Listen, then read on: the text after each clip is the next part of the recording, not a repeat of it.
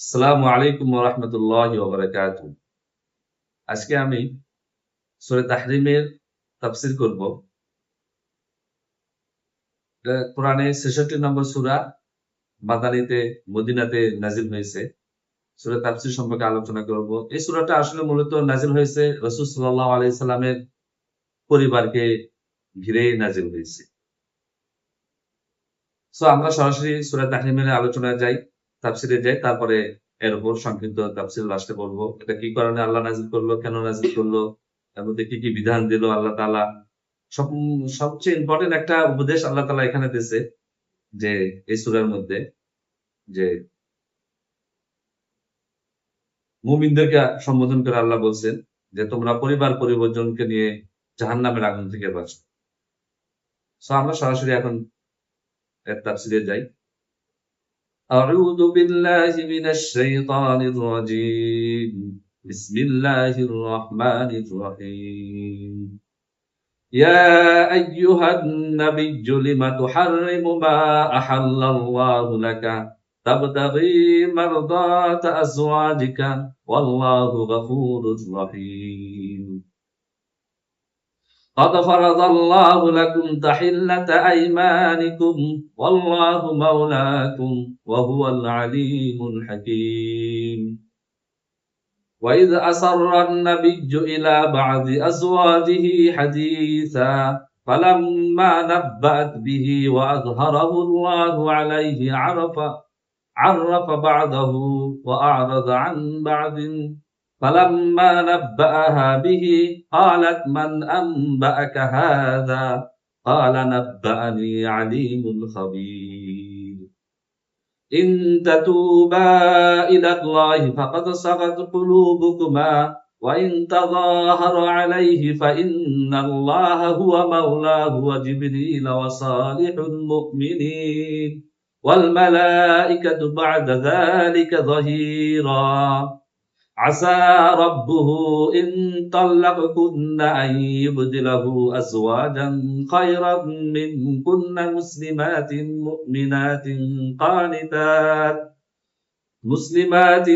مؤمنات قانتات تائبات عابدات سائحات طيبات وأبكارا يا أيها الذين آمنوا قوا أنفسكم وأهليكم نارا وقودها الناس والحجارة عليها الملائكة غلاظ شداد لا يعصون الله ما أمرهم ويفعلون ما يؤمرون يا أيها الذين كفروا لا تعتذروا اليوم إنما تجزون ما كنتم تعملون يا أيها الذين آمنوا توبوا إلى الله توبة نصوحا عسى ربكم أن يكفر عنكم سيئاتكم ويدخلكم جنات تجري من تحتها الأنهار يوم لا يخزي الله النبي والذين آمنوا معه نورهم يسعى بين أيديهم وبأيمانهم ويقولون ربنا أتمم لنا نورنا ويغفر لنا إنك على كل شيء قدير يا أيها النبي جاهد الكفار والمنافقين واغلظ عليهم ومأواهم جهنم وبئس المصير ضرب الله مثلا للذين كفروا امرأة نوح وامرأة لوط كانتا تحت عبدين من عبادنا صالحين فخانتاهما فلم يغنيا عنهما من الله شيئا وقيل ادخلوا النار مع الداخلين وضرب الله مثلا للذين آمنوا امرأة فرعون إذ قالت رب ابن لي عندك بيتا في الجنة ونجني من فرعون وعمله ونجني من القوم الظالمين ومريم ابنة عمران التي أحصنت فرجها فنفخنا فيه من روحنا وصدقت بكلمات ربها وكتبه وكانت من القانتين. সূরা তাহরিমের সর্বমোট 12টা আয়াত, 12টা আয়াতের মধ্যে আল্লাহ তাআলা ইরশাদ করেন, ফার্স্টে আল্লাহ তাআলা কোরআনে এই আয়াতের শুরুতে আল্লাহ তাআলা বলতেছেন, ইয়া আইয়ুহান নাবিয়্যু লিমা তুহাররিমু মা আহাল্লাল্লাহু লাকা। ও নবী সাল্লাল্লাহু আলাইহি সাল্লাম, তোমাকে কে হারাম করার অধিকার দিয়েছে যা আমি তোমার জন্য হালাল করেছি? তাবতাগী মারদাত আজওয়াজিকা আল্লাহু গফুরুর রহিম, তোমার স্ত্রীদেরকে সন্তুষ্ট করার জন্য। যে আল্লাহ তাআলা ফার্স্টে প্রশ্ন মধ্যে দিয়ে আল্লাহ তাআলা শুরু করলো, হে নবী, আল্লাহ তোমার জন্য যা হালাল করেছে, তোমার স্ত্রীদের সন্তুষ্টি কামনায় তুমি কেন তা হারাম করেছো? আর আল্লাহ অতি ক্ষমাশীল ও পরম দয়ালু। তাহলে আল্লাহ রাসূল সাল্লাল্লাহু আলাইহি সাল্লাম নিজের ফ্যামিলির মধ্যে সমস্যা সৃষ্টি হয়েছিল। এখানে সমস্যা মেল উদ্দেশ্য হলো যে হযরত মা আয়েশা এবং মা হাফসা রাদিয়াল্লাহু তাআলা দুইজন মিলে আল্লাহ রাসূল সম্পর্কে একটা ষড়যন্ত্র করে তৈরি করেছিল আল্লাহ রাসূলের পরিবারের মধ্যে। যেখানে ঘটনা হচ্ছে যে বিভিন্ন ধরনের ঘটনা বর্ণনা আছে, তার মধ্যে সত্য ঘটনা হলো রাসূল সাল্লাল্লাহু আলাইহি সাল্লামের একটা স্ত্রী ছিল কিরদাস, মারিয়া ইবনে কিবতিয়া। তার প্রতি রাসূল সাল্লাল্লাহু আলাইহি সাল্লাম বেশি একটু আকর্ষণ ছিল। তার প্রতি যাওয়াকে নিষেধ করেছিল মা হাফসা এবং মা আয়েশা রাদিয়াল্লাহু আনহা। তারা দুইজন মিলে একটা ষড়যন্ত্র করে রাসূল সাল্লাল্লাহু আলাইহি সাল্লামের কাছে ওয়াদা নিছে যে আপনি ওই স্ত্রীর কাছে যেতে পারবেন না। আর আল্লাহ তাআলা তখনই এই খবর যখনই পেল, আল্লাহ তাআলা এই কোরআনের আয়াতগুলা, এই সূরাটা নাযিল করেছে। এবং ফার্স্টে শুরুতেই আল্লাহ তাআলা বলতেছে, রাসূল সাল্লাল্লাহু আলাইহি ওয়াসাল্লাম সম্বোধনকে প্রশ্ন করে শুরু করলো যে আমি তোমার জন্য যে জিনিসটা হালাল করেছি সেই জিনিসটা হারাম করা তোমাকে অধিকার কে দিল? সো আমরা এখানে কিছু জিনিস জানতে পারি যে আল্লাহর বিধান যেটা আল্লাহ তার রাসূলকে দিয়েছে, সেই বিধান আল্লাহ রাসূলের পরিবর্তন করার কোনো অনুমতি ছিল না। আমরা মানুষরা অনেকভাবে বিভিন্নভাবে ব্যাখ্যা করি যে রাসূল সাল্লাল্লাহু আলাইহি ওয়াসাল্লাম আল্লাহ তাআলা একটা বিধান দিয়েছে, রাসূল সাল্লাল্লাহু আলাইহি ওয়াসাল্লাম আরেকটা বিধান দিয়েছে। No, never. আল্লাহ তাআলা এই সূরার মধ্যে, সূরা তাহরিমের মধ্যে আপনারা পড়বেন, ফার্স্টে আল্লাহ তাআলা রাসূলকে সম্বোধন করে বলল, ও রাসূল, আপনাকে কে অধিকার দিয়েছে যা আপনার জন্য আমি হালাল করেছি তাকে হারাম করা আপনার নিজের স্ত্রীর সন্তুষ্টির জন্য? আল্লাহু গফুরুর রহিম, আল্লাহ বলতেছে আল্লাহ অতি ক্ষমাশীল এবং পরম দয়ালু। قد فرض الله لكم تحلة أيمانكم والله مولاكم وهو العليم الحكيم। নিশ্চয় তোমার জন্য শপথ হতে মুক্তির বিধান দিয়েছে, আর আল্লাহ তোমাদের অভিভাবক এবং তিনি সর্বাজ্ঞ প্রজ্ঞাময়। আল্লাহ রাসূল সাল্লাল্লাহু আলাইহি ওয়াসাল্লাম যে শপথটা করেছিল তার স্ত্রীদের সাথে, সে শপথ ভঙ্গেরও আল্লাহ তাআলা বলতেছে সেই শপথ ভঙ্গের মুক্তি বিধান আল্লাহ তাআলা আপনাকে দিয়েছে, সেটা আপনাকে আল্লাহ রাসূল সাল্লাল্লাহু আলাইহি ওয়াসাল্লাম সেটা ফলো করেছেন। আল্লাহ তোমাদের অভিভাবক এবং তিনি সর্বাজ্ঞ ও প্রজ্ঞাময়। তাহলে রাসূল সাল্লাল্লাহু আলাইহি ওয়াসাল্লাম যে একটা এখানে যে পরিবারের মধ্যে যে ঘটনা ঘটছিল, সেই ঘটনা কে ঘটাচ্ছিল? মা আয়েশা রাদিয়াল্লাহু আনহা এবং হাফসা রাদিয়াল্লাহু আনহা, এই দুইজনে রাদিয়াল্লাহু আনহুমা, এই দুইজনে এই ঘটনা ঘটাইছিল। وَإِذْ أَسَرَّ النَّبِيُّ إِلَى بَعْضِ أَزْوَاجِهِ حَدِيثًا فَلَمَّا نَبَّأَتْ بِهِ وَأَظْهَرَهُ اللَّهُ عَلَيْهِ عَرَّفَ بَعْضَهُ وَأَعْرَضَ عَنْ بَعْضٍ فَلَمَّا نَبَّهَا بِهِ قَالَتْ مَنْ أَنبَأَكَ هَذَا قَالَتْ نَبَّأَنِي عَلِيمٌ خَبِيرٌ। আর যখন নবী তার এক স্ত্রীকে গোপনে একটি কথা বলেছিল, এক স্ত্রীকে আল্লাহ তাআলা রাসূল সাল্লাল্লাহু আলাইহি ওয়াসাল্লাম একটা গোপনে একটা কথা বলেছিল, অথবা সে কি করছে, ওই স্ত্রী অন্যকে তা জানিয়ে দিল এবং আল্লাহ তাআলা তা নবীর কাছে একটু প্রকাশ করে দিল। আল্লাহ তাআলা যে তাদের মধ্যে একটা গোপন কথা বলছিল, সেই গোপন কথা যেন অন্য স্ত্রীর কাছে না বলে সেটা আল্লাহ রাসূল সাল্লাল্লাহু আলাইহি ওয়াসাল্লাম নিষেধ করেছিল, কিন্তু তারা কি করছে, আরেকটা স্ত্রীর কাছে সেটা বলে দিয়েছে। তখন নবী কিছুটা তার স্ত্রীকে অবহিত করলো, তখন ওই রাসূল সাল্লাল্লাহু আলাইহি ওয়াসাল্লাম তার ওই স্ত্রীকে আবার বলল, আর কিছু এড়িয়ে গেল, কিছু অবগত করছে এবং কিছু এড়িয়ে গেল। যখন সে তাকে বিষয়টি জানালো, তখন সে বলল, মানে ওই স্ত্রী যখন প্রশ্ন করলো রাসূল সাল্লাল্লাহু আলাইহি ওয়াসাল্লামকে, আপনাকে এই সংবাদ কে দিল? রাসূল সাল্লাল্লাহু আলাইহি ওয়াসাল্লাম তখন বললেছে, মহাবিজ্ঞানী সর্বজ্ঞ আল্লাহ আমাকে এই খবরগুলো জানিয়েছেন। তো রাসূল সাল্লাল্লাহু আলাইহি ওয়াসাল্লাম পরিবারের মধ্যে এই ঘটনা করে তখন যে ওয়াদাবদ্ধ হয়েছিল, সে এক রাসূল সাল্লাল্লাহু আলাইহি ওয়াসাল্লাম এক স্ত্রীর কাছে আল্লাহ তাআলা নিষেধ করেছিল, রাসূল সাল্লাল্লাহু আলাইহি ওয়াসাল্লাম নিষেধ করেছিল যে এই কথা যেন অন্য স্ত্রীর কাছে না বলে। তখন কি করছে, সেই কথাগুলো অন্য স্ত্রীর কাছে তারা বলে বেড়াইতেছে। সেই জন্য আল্লাহ তাআলা যখন বলে বেড়াইতেছে, তখন আল্লাহ রাসূল আবারও সেই সুসংবাদ আল্লাহ রসুলকে জানিয়ে দিল আল্লাহ তাআলা। তখন ওই স্ত্রীকে আবার জিজ্ঞেস করলো, এই খবরগুলো আপনাকে কে জানাইছে? তখন আল্লাহ রসুল উত্তর দিতেছে যে মহাজ্ঞানী সর্বজ্ঞ আল্লাহ আমাকে এই খবরগুলো জানিয়েছে। ইন তাতুবা ইলাল্লাহি ফাকাদ সাগাত কুলুবুকুমা ওয়া ইন তাযাহারা আলাইহি ফাইন্নাল্লাহা হুয়া মাওলাহু ওয়া জিবরিল ওয়া সালিহুল মুমিনিন ওয়াল মালাইকাতু বা'দা যালিকা যাহিরা। এবং ওই দুইজনকে আল্লাহ তাআলা বলতেছে, রাসূলের ওই দুই স্ত্রীকে আল্লাহ তাআলা বলতেছে, যদি তোমরা দুইজনে তওবা করো তাহলে তোমার জন্য ভালো। ফাকাদ সাগাত কুলুবুকুমা, কারণ তোমাদের অন্তর, উভয়ের অন্তর বাঁকা হয়ে গেছে। আল্লাহ বলতেছে, আমার কথা না। আল্লাহ তাআলা তার রসুলের স্ত্রী সাল্লাল্লাহু আলাইহি রসুলের স্ত্রী সম্পর্কে আল্লাহ তাআলা বলতেছে, যে দুই স্ত্রী রসুল সাল্লাল্লাহু আলাইহি ওয়াসাল্লাম সম্পর্কে এই ঘটনাগুলো ঘটাইছে, তাদেরকে বলতেছে যদি যদি তোমরা উভয় তো আল্লাহর কাছে তওবা করো তবে তা তোমার জন্য উত্তম, কারণ তোমাদের উভয় অন্তর বাঁকা হয়ে গেছে। তাদের অন্তরের মধ্যে বাঁকা হয়ে গেছে আল্লাহ তাআলা, কারণ ষড়যন্ত্র, গভীর ষড়যন্ত্র ছিল এখানে রাসূল সাল্লাল্লাহু আলাইহি সাল্লামকে নিয়ে। তারা গভীর ষড়যন্ত্রের মধ্যে লিপ্ত ছিল তারা দুইজনে। ওয়াইন তাযাহারা আলাইহি ফাইন্নাল্লাহা হুয়া মাওলাহু ওয়া জিবরিল ওয়া সালিহুল মুমিনিন। আর তোমরা যদি তার বিরুদ্ধে পরস্পরের সাহায্য করো তবে আল্লাহ তার অভিভাবক এবং জিবরাইল এবং সৎকর্মশীল মুমিনরাও, তাছাড়া অন্যান্য ফেরেশতারাও তার সাহায্যকারী।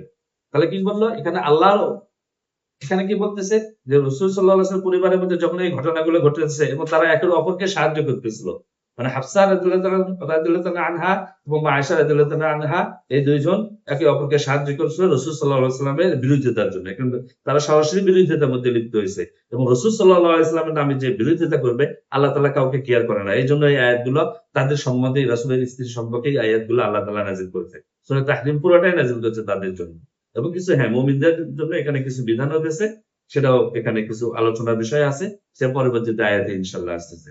তাহলে কি বললো আল্লাহ তাআলা এখানে? তাদের দুইজনকে, উভয়কে তওবা করতে বললো, তাহলে তোমাদের জন্য এটা উত্তম, কারণ তোমাদের উভয় অন্তর বাঁকা হয়ে গেছে।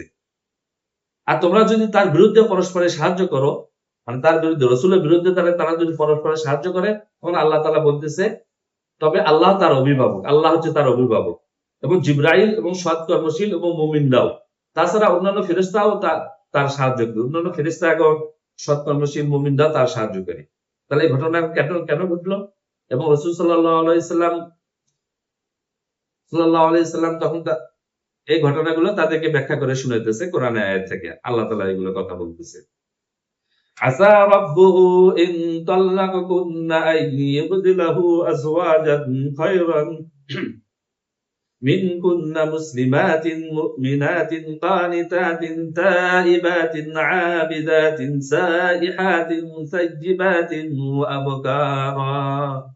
আর যদি তোমাদেরকে তালাক দেয়, আল্লাহ বলতেছে, আর যদি সে তোমাদেরকে তালাক দেয় তবে আশা করা যায় তার রব তোমাদের পরিবর্তে তোমাদের চাইতে উত্তম স্ত্রী তাকে দেবেন, যারা মুমিন, মুসলিম, অনুগত, তওবাকারী, ইবাদতকারী, সিয়াম পালনকারী, কুমারী এবং অকুমারী। তাহলে এই ঘটনাটা কেন আল্লাহ তাআলা বর্ণনা করলো তাদের সম্পর্কে, এবং তাদের থেকে বেটার স্ত্রী দেবে। মা আয়েশা এবং মা হাফসা রাদিয়াল্লাহু আনহুমা, দুই স্ত্রী সম্পর্কে, কারণ দুই স্ত্রীরা আল্লাহ রাসূল সম্পর্কে এখানে ষড়যন্ত্র লিপ্ত হয়েছিল, এবং ষড়যন্ত্রটা এত বড়তর হয়েছিল, সেজন্য আল্লাহ তাআলা এখন তাকে তাদেরকে ধমক দিয়ে আল্লাহ তাআলা বলতেছে, সে যদি তোমাদের তালাক দেয়, অর্থাৎ রাসূল সাল্লাল্লাহু আলাইহি ওয়াসাল্লাম তাদেরকে যদি তালাক দেয়, দুইজনকে যদি তালাক দেয়, তবে আশা করা যায় তার রব আল্লাহ তাআলা তোমাদের পরিবর্তে তোমাদের চাইতে উত্তম স্ত্রী তাকে দেবেন। তার মানে কি, তাদের দুইজন, ওই দুই স্ত্রী থেকে, মা আয়েশা এবং মা হাফসা রাদিয়াল্লাহু তাআলা থেকে উত্তম মানের স্ত্রী আল্লাহ তাআলা তাকে দান করবে। তারা কি? যারা মুসলিম, মুমিন, অনুগত, তওবাকারী, ইবাদতকারী, সিয়াম পালনকারী, কুমারী এবং অকুমারী। ঘটনাটা অনেক সাংঘাতিক থেকে আল্লাহ তাআলা এই আয়াতগুলো নাযিল করেছে তাদের বিপক্ষে। সূরা তাহরিম পড়বেন। يا أيها الذين آمنوا قوا أنفسكم وأهليكم نارا وقودها الناس والحجارة عليها الملائكة غلاظ شداد لا يعصون الله ما أمرهم ওয়ায়াফআলুনা মা ইউমারুন। এখন আসে সমস্ত মুমিনদের জন্য কিছু বিধান আল্লাহ তাআলা দিল। বিধান মানে উপদেশমূলক কিছু বাণী দিল। কারণ সমস্ত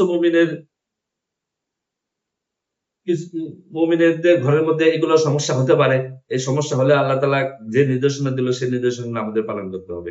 তখন ঈমানদারকে উদ্দেশ্য করে আল্লাহ তাআলা এখানে বলতেছে, হে ঈমানদারগণ, তোমরা নিজেদেরকে এবং তোমাদের পরিবার পরিজনকে আগুন হতে বাঁচাও, যার জ্বালানি হবে মানুষ এবং পাথর। যেখানে আছে নির্মম ও কঠোর ফেরেশতা সমূহ। আল্লাহ তাদেরকে যে নির্দেশ দিয়েছে তারা সেই ব্যাপারে তারা অবাধ্য হয় না, আর তারা তাই করে যা তাদেরকে আদেশ করা হয়েছে।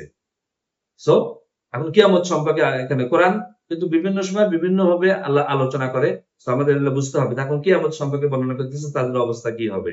যে আল্লাহ তাআলা বলল যে এমন ও মুমিনগণ, তোমরা তোমাদের নিজেদেরকে এবং তোমাদের পরিজনকে আগুন হতে বাঁচাও, ওই আগুন যা জ্বালাময়ী হবে মানুষ এবং পাথর।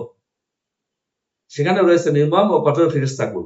আল্লাহ তাদেরকে যে নির্দেশ দিয়েছে তারা সেই ব্যাপারে তার অবাধ্য হয় না, আর তাই তারা করে যা তাদেরকে আদেশ করা হয়। يا أيها الذين كفروا يا أيها الذين كفروا لا تعتذروا اليوم إنما تجزون ما كنتم تعملون। হে কাফিরগণ, আজ তোমরা ওজর পেশ করো না, তোমরা যে আমল করতে তার প্রতিফলই তোমাদেরকে দেওয়া হচ্ছে। অর্থাৎ কিয়ামতের ময়দানে আল্লাহ তাআলা বলবে, যারা অস্বীকার করি, কাফিরুন মানে যারা অস্বীকারকারী, আল্লাহকে অস্বীকারকারী, আল্লাহ রাসূলকে অস্বীকারকারী, আল্লাহ কিতাবকে অস্বীকারকারী, তাদেরকে কাফির বলা হয়। তাদেরকে কাফির মানে অস্বীকারীদের উদ্দেশ্যে আল্লাহ তাআলা বলতেছেন, লা তা'তাযিরুল ইয়াউম, তোমরা আজকে কোনো ওযু পেশ করতে পারবে না।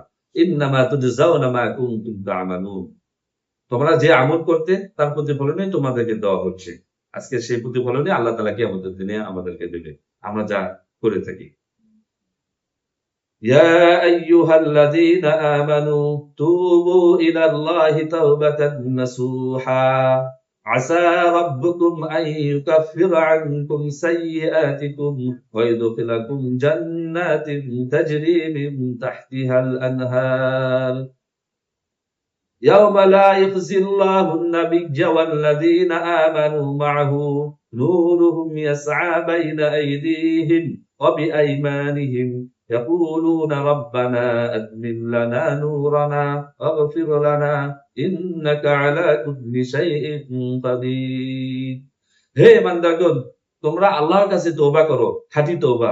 আশা করা যায় তোমাদের রব তোমাদের পাপসমূহ মোচন করবেন এবং তোমাদের এমন জান্নাতে প্রবেশ করাবেন যার পাদদেশে নহরসমূহ প্রবাহিত। নবী ও তার রাসূল তার সাথে যারা ঈমান এনেছে তাদেরকে সেদিন আল্লাহ লাঞ্ছিত করবেন না। তাদের আলো তাদের সামনে ও ডানে ধাবিত হবে। তারা বলবে, হে আমাদের রব, আমাদের জন্য আমাদের আলো পূর্ণ করে দিন, আমাদের ক্ষমা করুন, নিশ্চয় আপনি সর্ববিষয়ে সর্বক্ষমতাবান। তো এখানেও সামগ্রিকভাবে একটা কিছু বিধান এখানে আল্লাহ তাআলা উপদেশ অ্যাডভাইস করলো সবাইকে, মুমিনদেরকে উদ্দেশ্য করে বললো, ইয়া আইয়ুহাল্লাযীনা আমানু। যখন আমানু বলে কোনো আয়াত যখন আল্লাহ তাআলা নাযিল করে তখন বলবেন এই উপদেশগুলো শুধুমাত্র মুমিনদের জন্য, এই উপদেশগুলো।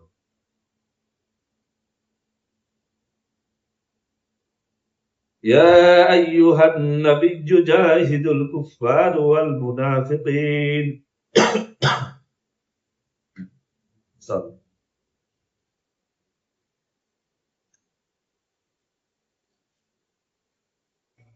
সূরা তাহরিমের 9 নম্বর আয়াতে আল্লাহ পাক বলতেছে, ইয়া আইয়ুহান নাবিয়্যু জাহিদুল কুফফার ওয়াল মুনাফিকিন ওয়াগলুজ আলাইহিম ওয়া মাআওয়াহুম জাহান্নাম ওয়া বি'সাল মাসীর। হে নবী, কাফির ও মুনাফিকদের বিরুদ্ধে জিহাদ করো এবং তাদের ব্যাপারে কঠোর হও, আর তাদের আশ্রয় স্থান হবে জাহান্নাম এবং তা কতটা নিকৃষ্ট গন্তব্যস্থান। কাফেরদের বিরুদ্ধে আল্লাহ তাআলা জিহাদ করার অনুমতি দেন। কাফের এবং মুনাফিকের বিরুদ্ধে, মানে অস্বীকারী এবং যারা মুনাফিকের পরিচয় হচ্ছে যারা আল্লাহর বিধান বাদ দিয়ে আল্লাহর জমিনে অন্য কোন বিধান মানে অন্য কোন কিতাব যারা বিধান দিতে চায় তাদেরকে বলা হয় মুনাফিক, আল্লাহ কিতাব ছাড়া। এরপরে 10 নম্বর আয়াতে আবার আল্লাহ তাআলা মা আয়েশা এবং মা হাফসা রাদিয়াল্লাহু আনহা আবার তুলনা করতেছে। কাদের সাথে তুলনা করে এখন একটু আমাদের এখানে বোঝার বিষয় আছে। এর আগে আল্লাহ রসুল সম্পর্কে তারা ষড়যন্ত্র করেছিল, এই জন্য এই আয়াতগুলো, আগের আয়াতগুলো বর্ণনা করছে, মাঝখানে কিছু মুমিনদের সম্পর্কে কিছু আলোচনা করেছে। এবং 10 নম্বর আয়াতে আল্লাহ পাক ইরশাদ করেন, ضرب الله مثلا للذين كفروا امرأة نوح وامرأة هود كانتا تحت عبدين من عبادنا صالحين فخانتاهما فلم يغنيا عنهما من الله شيئا وقيل ادخلوا النار مع الداخلين। যারা কুফরি করে তাদের জন্য আল্লাহ নূহের স্ত্রী ও লুতের স্ত্রী উদাহরণ পেশ করেন। অর্থাৎ যারা কুফরি করে, যারা অস্বীকার করে, যারা আল্লাহ রসুলকে নিয়ে যারা উল্টো পাল্টা কথা বলছিল, মায়েশা এবং হাফসার সম্পর্কে এই আয়াতগুলো আল্লাহ তাআলা নাযিল করতেছে, তাদের উদাহরণ কার সাথে? ইমরাআতা নূহ আলাইহিস সালামের স্ত্রী ও ইমরাআতা লূত এবং লূত আলাইহিস সালামের স্ত্রীর সাথে তুলনা করলো তাদেরকে। কোন? যারা অস্বীকারী, কাফের হিসেবে আল্লাহ তাআলা মায়েশাকে এবং হাফসাকে আল্লাহ তাআলা তুলনা করলো। যারা নূহ আলাইহিস সালামের স্ত্রী এবং লূত আলাইহিস সালামের স্ত্রী, তারা ছিল কাফের। কানাতা তাহতা আবদাইনি, তারা উভয়ই ছিল আল্লাহর একনিষ্ঠ বান্দাদের আয়াতে, মিন ইবাদিনা সালিহাইন, আল্লাহর সৎ বান্দাদের অধীনে ছিল তারা। ফাখানাতাহুমা ফালান ইউগনিয়া আনহুমা মিনাল্লাহি শাইআ, কিন্তু তারা উভয় তাদের সাথে বিশ্বাসঘাতকতা করেছিল। তারা উভয় আল্লাহর ওই রাসূলদের সাথে, অর্থাৎ লূত আলাইহিস সালামের স্ত্রী এবং নূহ আলাইহিস সালামের স্ত্রী, তাদের সাথে বিশ্বাসঘাতকতা করেছিল। যেমন মা হাফসা এবং মা আয়েশা রাদিয়াল্লাহু আনহা আল্লাহ রাসূলের পরিবারের মধ্যে এই বিশ্বাসঘাতকতা করেছে। এই উদাহরণ তাদের সাথে কেন দিল আল্লাহ, এটা বোঝার বিষয় আছে। অথবা আল্লাহর আযাব হতে রক্ষায় নূহ এবং লূত আলাইহিস সালাম তাদের কোনো কাজ আসেনি। অর্থাৎ আল্লাহর আযাব তাদের উপরে আসছিল। নূহ আলাইহিস সালামের কওমকে যে ডুবে দিয়েছিল এবং লূত আলাইহিস সালামের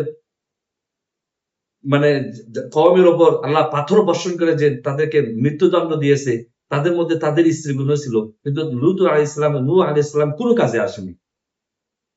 বলা হলো তোমরা উভয় প্রবেশকারীদের সাথে জাহান্নামে প্রবেশ করে, এবং তাদেরকে জাহান্নামে প্রবেশ করাইছে আল্লাহ তাআলা।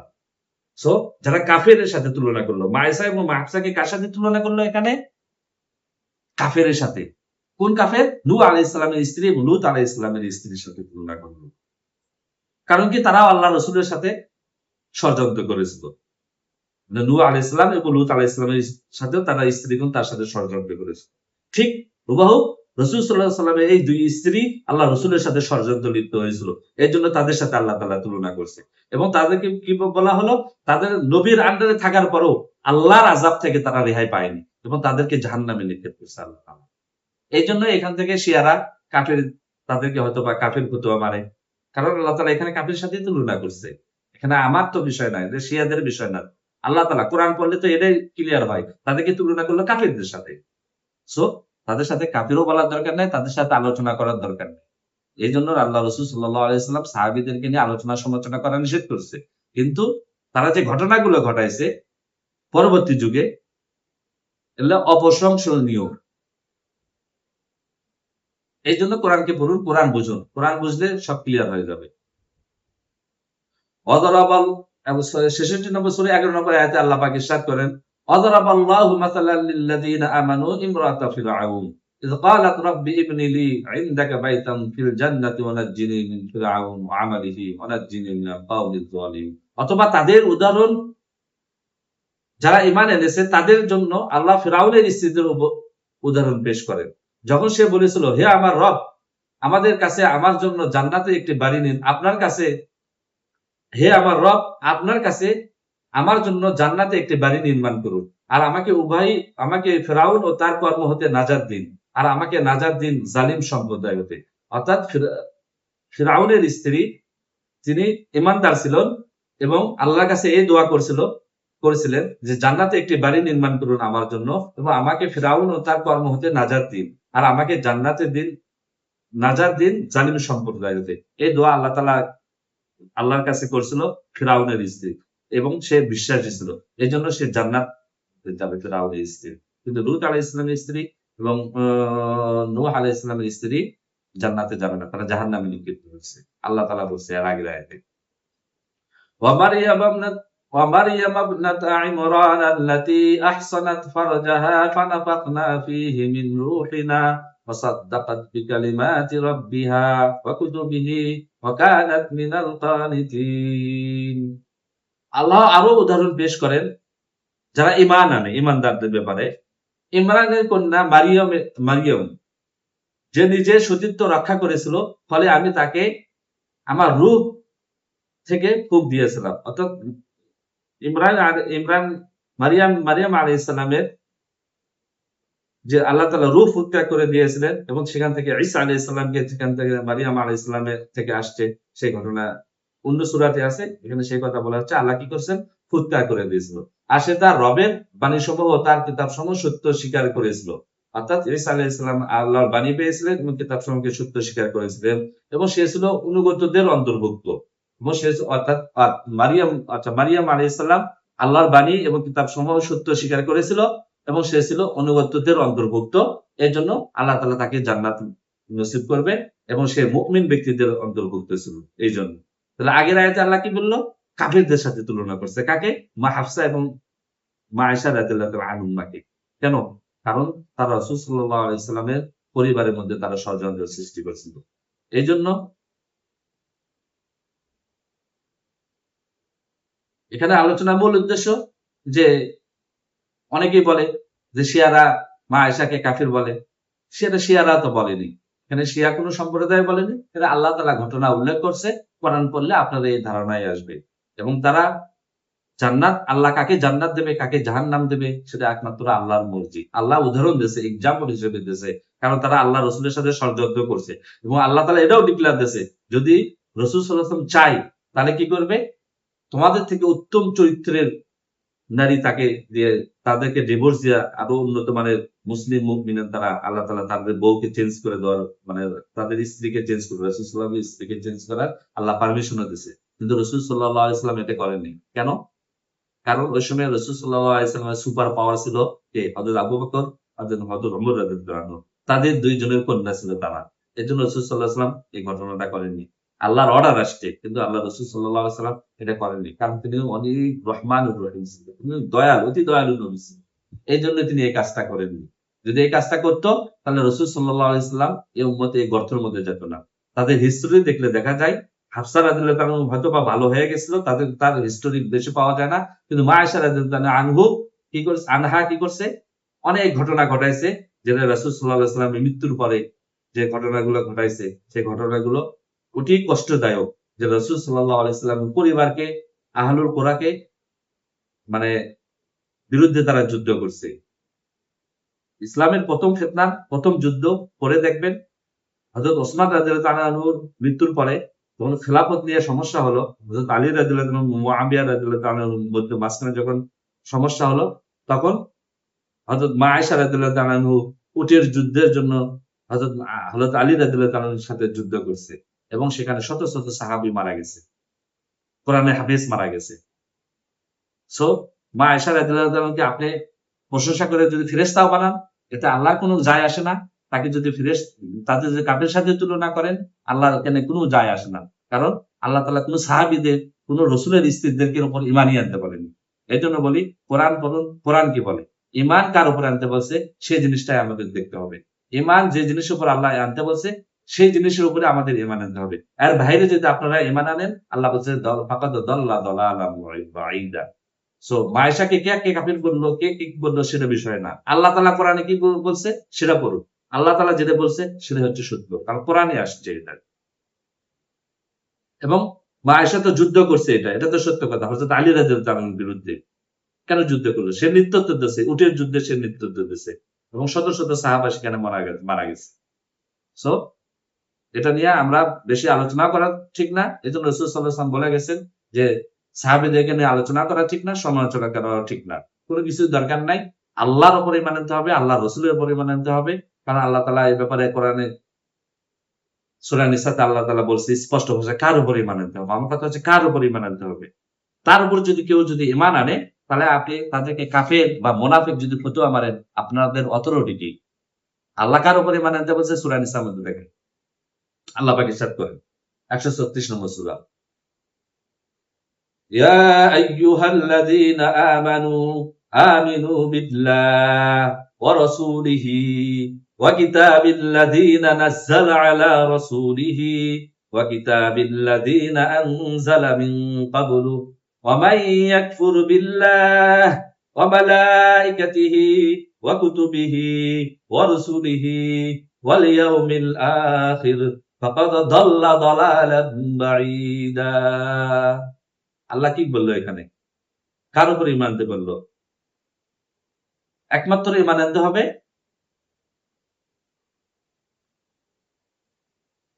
বিশ্বাসী গণকে সম্বোধন করে বলতেছে ইয়া আইয়ুহাল্লাযীনা আমানু, হে ঈমানদারগণ। তাদেরকে বলতেছে, ঈমানদারগণকে বলতেছে আমিনু বিল্লাহ, আল্লাহর উপরে ঈমান, ওয়া রাসূলিহি, তার রাসূল সাল্লাল্লাহু আলাইহি ওয়াসাল্লামের উপর ঈমান, ওয়া কিতাবিল্লাযীনা নাযালা আলা রাসূলিহি, এবং তার রাসূলের উপর যে কিতাব অবতীর্ণ করা হয়েছে সেই কিতাবের উপর ঈমান আনতে বলছে। অন্য কোনো কিতাবের উপর ঈমান আনতে বলেনি, কোনো কিতাবের উপর ঈমান আনতে বলেনি। যারা মুসলমান বলে দাবি করবেন তাদেরকে একটাই কিতাব দিছে আমাদের জন্য, সেটা হচ্ছে আল কোরআন, যেটা নাজিলকৃত যে বই। আল্লাহ সেই জন্য শর্ত দিয়ে বলে দিচ্ছে নাযালা আলা রাসূলিহি, যাহা আমি অবতীর্ণ করেছি আমার রাসূলের উপরে, ওয়া কিতাবিল্লাযীনা আনজালা মিন ক্বাবলু, এবং ওই সমস্ত কিতাব যে কিতাব পূর্ববর্তী নবীদের উপর অবতীর্ণ করা হয়েছে। ওয়া মান ইয়াকফুরু বিল্লাহ, যে আল্লাহকে অস্বীকার করবে, ওয়া মালাইকাতিহি, ফেরেশতাগণকে অস্বীকার করবে, ওয়া কুতুবিহি, তার কিতাবসমূহ যে কোনো একটা কিতাবকে যে অস্বীকার করবে, ওয়া রাসূলিহি, তার রাসূল সাল্লাল্লাহু আলাইহি ওয়াসাল্লামের যে কোনো একটা রাসূলকে অস্বীকার করবে, ওয়াল ইয়াউমিল আখির, আখিরাতকে অস্বীকার করবে, ফাকাদ দাল্লা দালালান বাঈদা, সে ঘুরপাক খাইতেছে পথভ্রষ্টতার মধ্যে। সো ঈমান এর মধ্যে, আর বাইরে কোনো কারো উপরে ঈমান আনতে বলেনি। সো এখন কে কি বললো না বললো, কে আয়েশাকে খারাপ করতেছে, কে ফেরেশতা বানাইতেছে, সেটা নিয়ে তো সাত না। হ্যাঁ, আপনারা হয়তোবা যুক্তি দিতে পারেন অধিকাংশ মানুষ তো বলে থাকে এরকম কথা, অধিকাংশ মানুষ এরকম কথা বলছে। তাহলে অধিকাংশ মানুষ যদি বলে তাহলে আল্লাহ তার রাসূলকে কি বলতেছে সেটা একটা আমরা শুনে আসি। 6 নম্বর সূরা আনআমের মধ্যে 116 নম্বর আয়াতে আল্লাহ তাআলা বলতেছে وَإِن تُطِعْ أَكْثَرَ مَن فِي الْأَرْضِ يَضِلُّوكَ عَن سَبِيلِ اللَّهِ إِن يَتَّبِعُونَ إِلَّا الظَّنَّ وَإِنْ هُمْ إِلَّا يَخْرُصُونَ। আর যদি তুমি যারা জমিনে আছে তাদের অধিকাংশ আনুগত্য করো, মানে অধিকাংশ মানুষের যদি আমরা আনুগত্য করি, অধিকাংশ মানুষের কথা যদি আমরা শুনি, আল্লাহ তাআলা রাসূলকে বলতেছে তবে তারা তোমাকে আল্লাহর পথ থেকে বিচ্ছিন্ন করবে, বিচ্যুত করবে। মানে আল্লাহর পথ, আল্লাহ যে রাস্তা দিয়েছে, আল্লাহ যে হেদায়েতের বই দিয়েছে, সেই বইয়ে যদি আপনি বাইরে চলে যায় বলেন অধিকাংশ মানুষের এই কথা বলছে, এই কথা বিশ্বাস করতে হবে, আল্লাহ বলতেছে, আল্লাহ রাসূলকে বলতেছে, তাহলে তুমি আল্লাহর পথ থেকে বিচ্যুত হবে। তারা শুধু ধারণায় অনুসরণ করে, আর তারা শুধু অনুমান ভিত্তিক কথা বলে। তারা কিন্তু ধারণা করবে এবং অনুমান ভিত্তিক কথা বলবে, আমি এটা মনে করছি, তারা এটা মনে করছে, খালি অনুমান এবং ধারণার উপর কথা বলবে।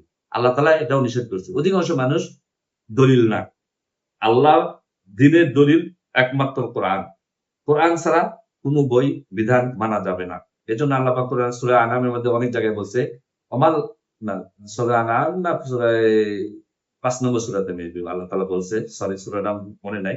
আল্লাহ তাআলা এটা বলছে, অমাল লাম ইয়াহকুম বিমা আনজালাল্লাহ ফাউলাইকা হুমুল কাফিরুন। আল্লাহ যাহা নাযিল করেছে সেই নাযিলকৃত বিধান ছাড়া যদি আমরা কোনো বিধান দিই, ফাউলাইকা হুমুল কাফিরুন। আরেক জায়গায় বলছে ফাউলাইকা হুমুল ফাসিকুন, আরেক জায়গায় বলছে ফাউলাইকা হুমুল খাসিরুন, তারা কিয়ামতের দিনে খাসিরুন অবস্থায় দাঁড়াবে। তো আমার আজকে আলোচনার বিষয় সূরা তাহরিমের থেকে আলোচনা করতে আমরা এটাই পেলাম, রাসূল সাল্লাল্লাহু আলাইহি ওয়াসাল্লাম পরিবারের মধ্যে সমস্যা হয়েছিল, এই সমস্যা নিয়ে আল্লাহ তাআলা ক্লিয়ার করে দিয়েছে, এবং তাদেরকে কার সাথে এবং সে ষড়যন্ত্রটা করছে, রাসূল সাল্লাল্লাহু আলাইহি ওয়াসাল্লাম দুই স্ত্রী, এবং দুই স্ত্রী সম্পর্কে আল্লাহ তাআলা এভাবে সম্বোধন করে এখানে সূরা তাহরিমের মধ্যে আল্লাহ বর্ণনা করছেন, এবং সূরা তাহরিমটা মেইনলি নাযিল হয়েছে রাসূল সাল্লাল্লাহু আলাইহি ওয়াসাল্লাম পরিবারকে নিয়ে, এবং মুমিনদেরকে কিছু বিধান দিয়েছে। মুমিনদের জন্য কি বিধান আছে এখানে? 6 নম্বর আয়াতে শেষে তোমার ইয়া আইয়ুহাল্লাযীনা আমানু কু আনফুসাকুম ওয়া আহলিকুম নারা ওয়াকুদুহা আন-নাস ওয়াল হিজারাতুন আলাইহা মালাইকাতুন গিলাযুন শিদাদুন লা ইয়াসুনা আল্লাহ মা আমারাহুম ওয়া ইয়াফআলু মা ইউমারুন। আল্লাহ বলছে তোমার নিজেদেরকে এবং তোমাদের পরিজনকে আগুন থেকে বাঁচাও, ওই আগুন যার জ্বালানি হবে মানুষ এবং পাথর। সেখানে রয়েছে নির্মম ও কঠোর ফেরেশতাগণ। আল্লাহ তাদেরকে যে নির্দেশ দিয়েছে তারা সেই ব্যাপারে তারা অবাধ্য হয় না, আর তারা তাই করে যা তাদেরকে আদেশ করা হয়েছে। সো এটুকুই আজকে সূরা তাহরিমের আলোচনা। সবাই কোরআন ওপেন করেন, সূরা ওপেন করে কোরআন পড়েন, কোরআন বোঝার চেষ্টা করেন এবং কোরআনের উপর থাকেন। কারণ আল্লাহ তাআলা বলছে আমি বুক অফ হিদায়াহ নাযিল করেছি মুমিনদের জন্য, মুত্তাকীদের জন্য, মুহসিনিনদের জন্য, মুসলিমিনদের জন্য। এই বুক হিদায়াত এবং রহমত। আসসালামু আলাইকুম ওয়া রাহমাতুল্লাহি ওয়া বারাকাতুহু।